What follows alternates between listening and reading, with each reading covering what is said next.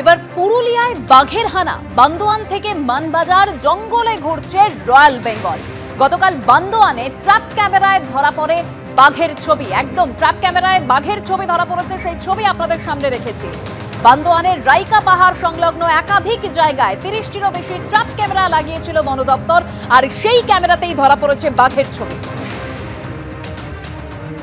বন দপ্তর সূত্রে খবর, ভাড়ারি পাহাড়ের জঙ্গল এলাকায় বাঘের অবস্থান। বন দপ্তরের অনুমান, গতকাল রাতে বাঘটি ভাড়ারি জঙ্গল থেকে বেরিয়ে গেছিল মানবাজার 2 নম্বর এলাকায় নেকড়ে গ্রামের পাশে একটি জঙ্গলে। গভীর রাতে ফিরে আসে ভাড়ারি পাহাড়ের জঙ্গলে, সেই সময় একটি ট্র্যাপ ক্যামেরায় বাঘের ছবি ধরা পড়ে।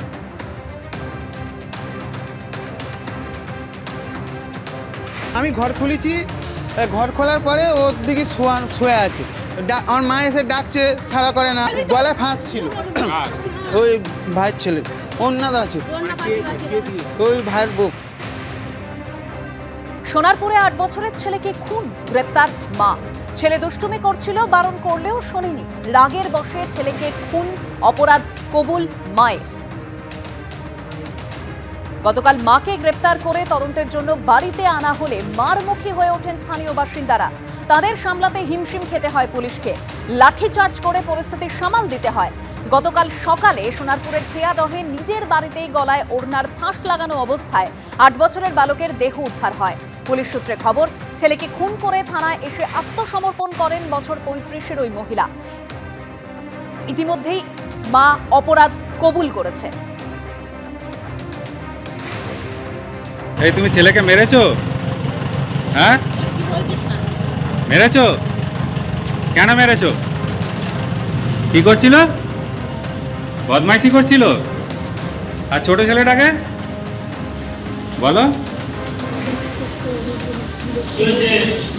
তোমাকে বিরক্ত করছিল বলে? কিভাবে মেরেছো, কিভাবে? হ্যাঁ,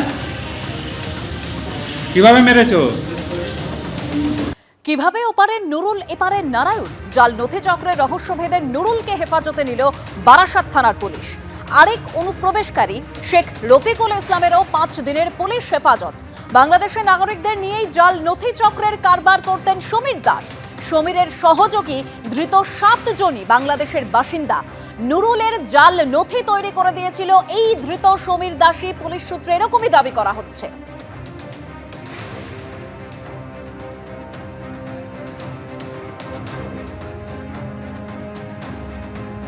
প্রসূতি মৃত্যুকাণ্ডে সাসপেনশনের প্রতিবাদ, মেদিনীপুর মেডিকেলে অবস্থান বিক্ষোভে জুনিয়র চিকিৎসকরা। মেদিনীপুর মেডিকেলে জুনিয়র ডাক্তারদের অবস্থান, অধ্যক্ষের অফিসের সামনে গতকাল রাত থেকে অবস্থান।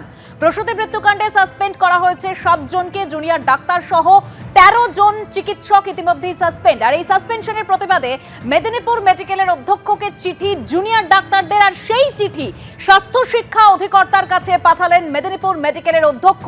চিঠিতে কি উল্লেখ রয়েছে, বিস্তারিত তথ্য জানবো। আমাদের প্রতিনিধি সন্দীপ সরকার রয়েছেন আমাদের সঙ্গে টেলিফোন লাইনে। সন্দীপ, মেদিনীপুর মেডিকেল কলেজ হাসপাতালের যে 7 জুনিয়র চিকিৎসককে সাসপেন্ড করা হয়েছে, সেই 7 জুনিয়র চিকিৎসক তারা স্বাস্থ্য শিক্ষা অধিকর্তাকে লিখিতভাবে চিঠি পাঠিয়েছেন এবং স্বাস্থ্য শিক্ষা অধিকর্তাকে সেই চিঠিটি প্রথমে তারা লিখেছিলেন মেদিনীপুর মেডিকেল কলেজের অধ্যক্ষকে। অধ্যক্ষ সেই চিঠি ফরওয়ার্ড করেছেন স্বাস্থ্য ভবনে।